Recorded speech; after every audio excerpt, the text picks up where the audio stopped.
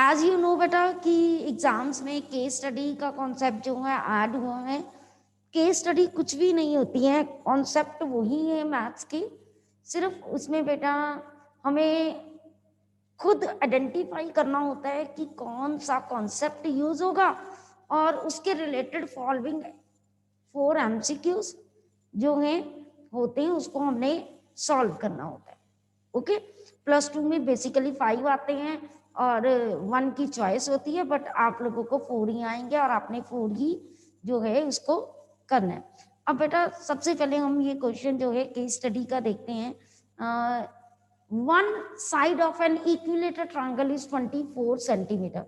हमें दे दिया कि एक इक्विलेटर ट्रायंगल की जो साइड है वो 24 दिया हुआ है। ओके, अब यहाँ पर उन्होंने कहा कि अगर मैं जो है mid point of it sides are joint to form जो है मदर ट्रायंगल, हमने जो है इसके मिड पॉइंट्स को क्या करना है, ज्वाइन करते हैं, ये लीजिए ये, और एक और ट्रायंगल जो है बन जाती है। ऐसे ही इन टर्न्स हम क्या करते हैं, इसका मिड पॉइंट लेंगे और ये फिर ये एक नई ट्रायंगल, ऐसे ये प्रोसीजर कॉन्टिन्यूसली जो है चलता जाता है। पहले तो हमें ये पता होना चाहिए कि वाकई ये भी इक्विलेटर ट्रायंगल बनती है कि नहीं बनती और इसकी साइड क्या बनती है। अगर मैं आपको बताऊं तो देखिए बेटा, आपने ये कॉन्सेप्ट 9th-10th में भी किया हुआ है, पर आगे कौन सा कॉन्सेप्ट यूज होता है हम क्वेश्चन से पता चलेगा। फर्स्टली वी विल सी कि हम ये ट्रायंगल कैसी बनती है।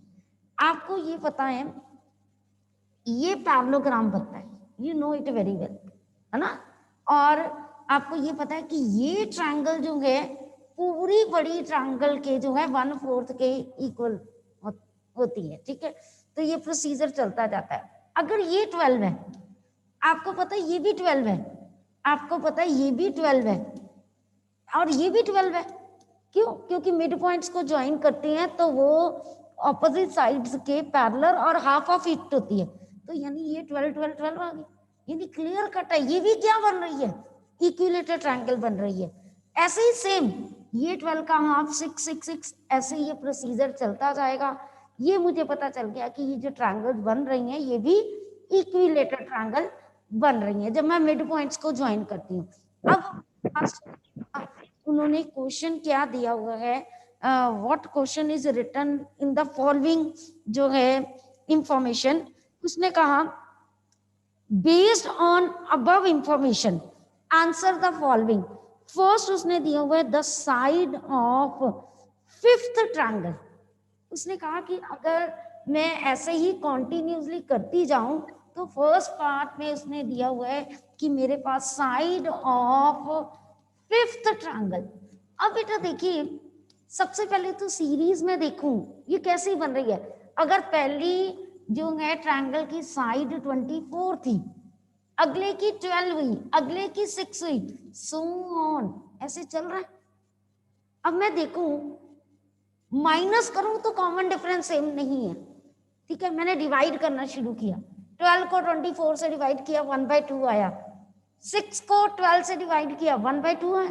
100% मुझे ये आइडेंटिफाई हो गया ये सीक्वेंस एंड सीरीज का क्वेश्चन बन रहा है और उसमें पर्टिकुलर टाइप कौन सी है, जीपी है। तो यहां से बेटा मैंने कहा it is GP with A24 and R1/2। और मुझे फाइंड क्या करना है 5th ट्रायंगल की साइड, तो that means I need to find T5 और T5 का फॉर्मूला क्या होता है AR⁴। तो A कितना है मेरे पास 24 और R कितना है मेरे पास दैट इज 1/2, तो 1/2⁴। अब आगे कैलकुलेशंस कर सकते हो, उतना सेंटीमीटर साइड होगी, ठीक है जी। अब सेकंड पार्ट क्या है मेरे पास यहाँ पर, here second part is written here the sum of perimeter of first 6 triangles. अब यहाँ पर उसने वर्ड दे दिया the sum of perimeters of, मेरे पास जो है I need to calculate sum of perimeter of first जो है 6 ट्रायंगल्स, ऐसे शॉर्ट में लिख देते हैं। ओके, तो सबसे पहले तो मुझे पहली ट्रायंगल का पेरीमीटर पता होना चाहिए।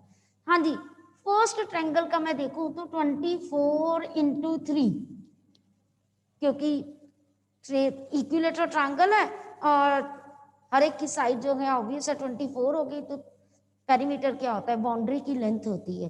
तो सेकंड की कितनी होगी 12 इंटू 3, थर्ड की कितनी होगी 6 इंटू 3, सो ऑन। यानी यहां से देखूं 72, 36, 18, ये भी तो जीपी बन गया, 2 से ही डिवाइड हो रहा है। देखिए, या मैं कॉमन रेशियो जो है कैलकुलेट करके देख लूं, T2 by T1 1/2, T3 by T2 1/2, है ना। तो clearly it is a GP with a जो है 72 एंड R 1/2। बट मुझे क्या कैलकुलेट करने को कहा है, सम कैलकुलेट करने को कहा है। अगर मुझे सम कैलकुलेट करने को कहा है तो बेटा मैं क्या कैलकुलेट करूंगी, दैट आई नीड S6, यानी सम ऑफ फर्स्ट 6 टर्म, और उसका फॉर्मूला क्या होता है, देखिए A 1 minus R power 6 over 1 minus R। Actually वो फॉर्मूला होता है A 1 minus R power n, और n क्या होता है, नंबर ऑफ टर्म्स। कितनी नंबर ऑफ टर्म्स है, 6 टर्म्स है, तो वी कैन इवैल्यूएट इट। अब बेटा यहाँ पर मेरे पास जो है a की वैल्यू कितनी है, अब 72, 1 minus R, R is 1/2 power 6, again 1 minus 1/2। अब सॉल्व कर लीजिए and you will get the sum of the perimeters of first 6 triangles. Okay बेटा, clear to you? Any doubt till now? Anyone has any doubt बेटा, please ask me.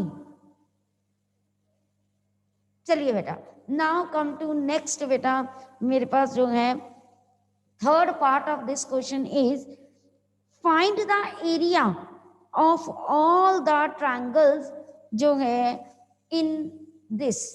हमें क्या निकालना है, find the area of all the triangles। All the triangle मतलब जितनी triangles बनती हैं, यानी पहले तो मैं एरिया देखूं ना कि फर्स्ट ट्रायंगल का क्या होता है, सेकंड ट्रायंगल का क्या होता है, फिर आगे हम देखते हैं। अब देखिए एरिया थर्ड पार्ट है जो है sum of area of all triangles.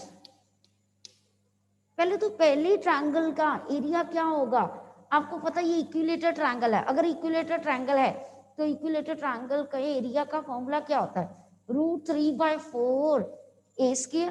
तो मेरे पास जो है पहली साइड √3/4, पहली साइड थी 24 स्क्वायर, है ना। सेकंड ट्रायंगल का कितना एरिया होगा, √3/4। मेरे पास ये मैं सीरीज लिख रही हूँ, I am not writing sum. अगर आपने सम भी लिखना है तो आप सीधा ऐड कर लो, अगर आपने डायरेक्टली लिखना है तो ठीक है। √3/12 स्क्वायर प्लस सोन, एंडलेस है, हमें नहीं पता ना कितनी ट्रायंगल्स का उसने कहा। अब बेटा देखिए √3/4 इज कॉमन, 24 स्क्वायर, 12 स्क्वायर, आगे मुझे पता है वो 6 स्क्वायर, सो ऑन। अब ये भी जीपी है, देखिए this is also GP but with A 24 square and R। आप देखोगे इसको डिवाइड करो तो 1/4 आएगा, इसको भी इससे डिवाइड करोगे तो 1/4 आएगा। और बट ये जो सीरीज है ये इनफाइनाइट सीरीज है, और आपको इनफाइनाइट सीरीज के सम का फॉर्मूला जो है एस इनफाइनाइट क्या होता है, A/1 माइनस R, यही होता है ना। तो बेटा देखिए यहाँ पर फिर हम क्या करेंगे, we can use here √3/4 common आ जाएगा, और अंदर मेरे पास क्या रह जाएगा, ए कितना है 24 square over 1 minus R, R कितना है बेटा 1/4। आगे सॉल्व कर लीजिए, यहाँ 3/4 आएगा, 4 कैंसल, ये कटिंग हो जाएगी, 24 का स्क्वायर, सॉल्व कर लीजिए। ओके बेटा, अब लास्ट इसका जो है क्वेश्चन देखते हैं, और the perimeter of seventh triangle, now solve it and tell me the answer, hurry up, all of you try this question and tell me the answer by raising your hand. We need to find the perimeter of seventh triangle. Jaldi. Who is able to tell me the answer?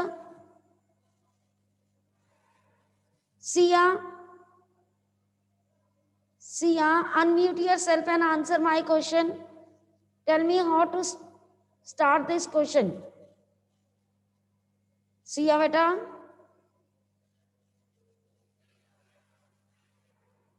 Okay, any other student? Ishpuneet?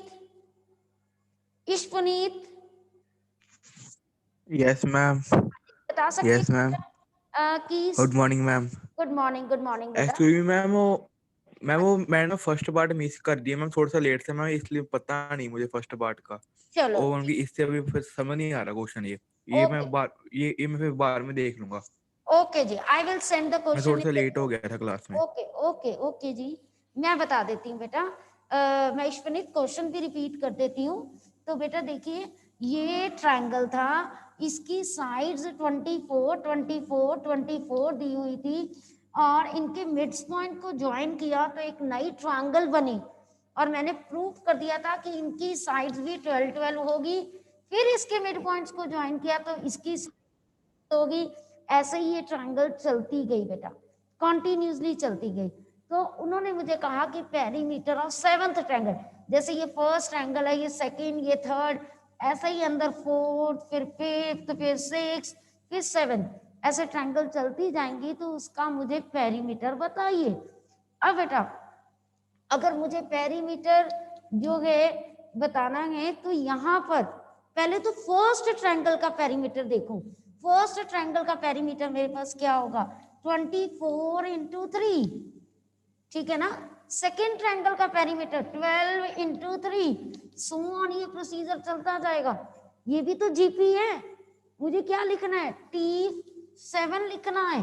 T7 मतलब क्या, AR⁴ ए कितना है मेरे पास, 24 into 3, और are अगर मैं divide करूं तो 1/2 पावर 6। सो इजी सम।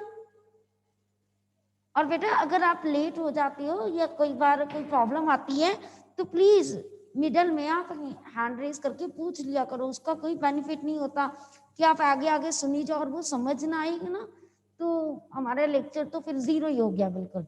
ठीक है, ट्राई टू आस्क मी, जब मैं बार बार पूछ रही हूँ एनी प्रॉब्लम बेटा, तो आप बोल दीजिए ma'am please repeat that question, कितना टाइम लगता है मुझे।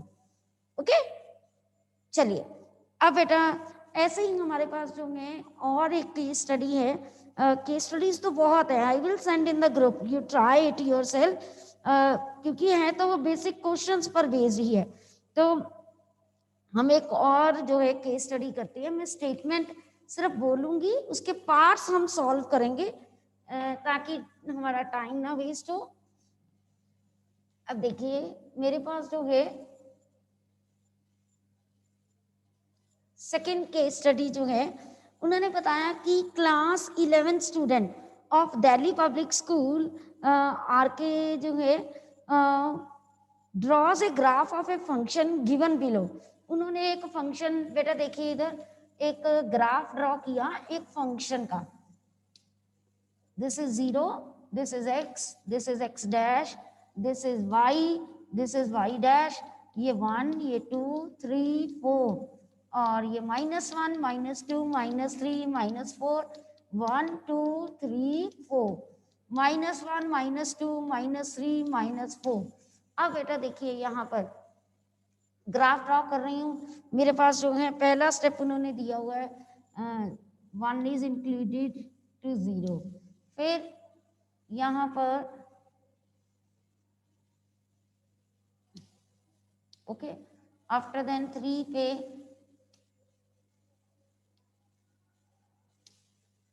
ओके जी। अब ये ऐसे ही मेरे पास जो है नीचे ग्राफ ड्रॉ होता है, -1 to 0 पे मैंने ड्रॉ किया। फिर अगर आप देखो ना, ये वैल्यूज कैसे मेरे पास है, इफ यू सी ये कैसा ग्राफ बन रहा है, स्टेप्स बन रहे हैं।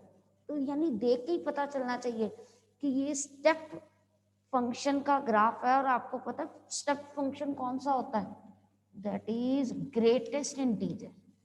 एक बार मैं रिकॉल करवा देती हूँ कि ग्रेटेस्ट इंटीजर होता क्या है ना। ये फंक्शन रिलेशन जो चैप्टर हमने सेकंड किया है, ये उसमें से केस स्टडी है। जैसे 2.1 है, 2.1 जो है वो 2 से बड़ा है और 3 से छोटा है। मतलब ये वैल्यू किन दो इंटीजर्स के बीच में आती है, 2 और 3 के बीच में। जो लेफ्ट वाली होती है ना, छोटी वाली, वो लेती है। स्टेप फंक्शन का मतलब ये होता है। ओके, इसी ग्रेटेस्ट इंटीजर फंक्शन हम कहते हैं, है ना। स्टेप बनते हैं तो that's why we called it step, नहीं तो अदरवाइज इसका नाम जो है वो greatest integer function, greatest of the value जो है वो इंक्लूड करते। अब देखिए, जैसे नेगेटिव वाली वैल्यू थी, सपोज अगर मैं नंबर लाइन में ड्रॉ करूं, इधर 0, इधर कहीं 1, इधर 2, इधर 3, और यहाँ कहीं -2.1 होगा ना। यहाँ पर जब -2.1 जो होगा, ये किन दो इंटीजर्स के बीच में लाई करता है, -3 एंड -2 के बीच में। लेफ्ट में कौन सा, -3, तो यानी इसका आंसर -3। मतलब अगर मैं देखूं तो -2.1 it is greater than -3 and less than जो है वो -2। हमारे पास लेफ्ट में जो वैल्यू होती है हम उसको इंक्लूड करते हैं। इसका आंसर हमेशा इंटीजर ही आता है, चाहे वो पॉजिटिव भी आए चाहे वो नेगेटिव आए। ओके, और इसकी डोमेन जो है वो हमेशा क्या होती है, ऑल रियल। हमने ये सारी चीजें फंक्शन वाले चैप्टर में की हुई हैं। That mean minutely we have to study all these things. अब क्वेश्चंस देखते हैं वो क्या कहता है कि केस स्टडी पर बेस्ड उन्होंने क्वेश्चंस क्या दिए। फर्स्ट क्वेश्चन उसने दिया है कि मुझे बताइए the graph of the given function जो है वो किसका है, किस फंक्शन का ये ग्राफ है। मैंने पहले ही बता दिया आपको, वो ग्रेटेस्ट इंटीजर का। और केस स्टडी हमेशा एमसीक्यू की फॉर्म में आती है। सारे जो 8 के 8 एमसीक्यू आते हैं, अगर 80 नंबर का पेपर है तो यहाँ पर तो 4 ही आपको आएंगे। तो आपने सिंपल जो टिक करना है ऑप्शन वो लिख देनी, ठीक है जी। सेकंड पार्ट उसने कहा डोमेन ऑफ ए फंक्शन, कि इस फंक्शन की डोमेन क्या है। मैंने आपको अभी बताया, हम किसी भी वैल्यू कोई भी पुट कर दें, सबकी ग्रेटेस्ट इंटीजर वैल्यू निकाल सकते हैं। कोई नेगेटिव पे कोई क्वेश्चन मार्क नहीं, कोई पॉजिटिव वैल्यू पे, एवरी रियल वैल्यू हम क्या कर सकते हैं, पुट कर सकते हैं, उसका आउटपुट आएगा। तो that means domain of a function is real. Okay, third part उसने दिया हुआ है वैल्यू ऑफ फंक्शन एट 1.2।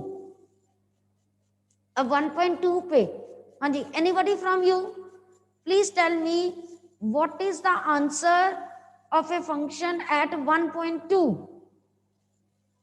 हाँ जी, सक्षम शर्मा, सक्षम शर्मा। Good morning ma'am. हाँ जी, गुड मॉर्निंग बेटा। Good morning ma'am. हाँ जी, बताइए बेटा what is the value ma'am of 1। Very good, because 1.2 1 lies between 1 and 2, so answer is 1. very good Saksham। तो मेरे पास जो है इसका आंसर आ गया 1। now next, the value of a function at -2.9। okay, Supriya, Supriya roll number 45। Supriya बेटा, okay, any other student? okay, Kamya, मानव्या, हर बार यही दो बच्चे आंसर्स देते हैं, बाकी सब okay. Ishwneet want to answer this question, okay. Okay Puneet आप बताइए, पिछला तो नहीं आता था, ये बताइए मुझे। -2। हाँ जी बेटा -2 आप बता रहे हो, गलत बता रहे हो, ध्यान से देखिए Puneet. -2.9 it lies between -3 and -2। Left पे कौन सा आ रहा है, मैं बार बार कह रही हूँ। ओ यस -3। हाँ जी आंसर इज ओ गलती से। -3। ओके ओके गलती हो जाती है, कोई बात नहीं। Okay lower your hand both of you. चलिए हाँ जी बेटा, अब ऐसे ही मेरे पास जो है लास्ट पार्ट उसने दिया हुआ है, the range of a function. Okay who will tell me the range of a function. यहाँ पर जो है ग्रेटेस्ट इंटीजर की रेंज कैसे होगी। Every time the answer you are getting is of which form, that is the range ना।